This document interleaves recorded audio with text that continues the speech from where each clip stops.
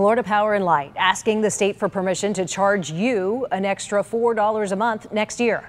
They say that would help make up the cost, what it costs them, to restore power following Hurricane Irma. And FPL is also working to figure out how to make the next major storm less frustrating for all the customers. News Channel 5's Amy Littman found out what people who went without power say they'd like to see next time. Amy.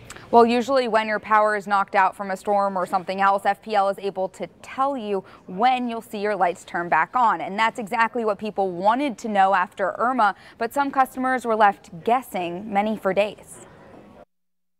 Okay. For 5 days, Andrew Sherrill couldn't just flip a switch and watch his lights turn on. I didn't miss the power so much as the air. If I'd had the air, I would have been fine. But he understands power restoration is tough work. He used to be an electrical contractor. At the time when I was working, I'd have to restore people's power.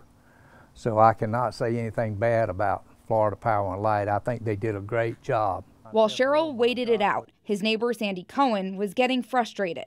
I tried calling FPL, but I didn't get very far. They couldn't give me any time. FPL can usually estimate when your power will be restored, but the system had a tough time doing that with more than 4 million of the utility's 5 million customers out of power. The issue with Hurricane Irma was that it was unprecedented. So FPL now has IBM working on the issue. Our operation, the way that we restore power during a major unprecedented hurricane like Irma, is much different than either a smaller storm or day-to-day operations here at FPL. And so we're working to mirror our communication system to match a response of the magnitude of Hurricane Irma. Cohen hopes it works, so next time she'll at least know how long the lights will be off. Maybe I could have planned, my life better than I did.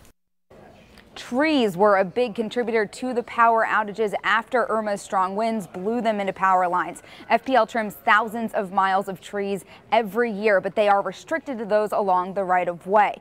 Everything else is left to property owners. So FPL plans to launch some education efforts about planting trees away from the equipment that supplies your power. Live in the newsroom, Amy Littman, WPTV News Channel 5.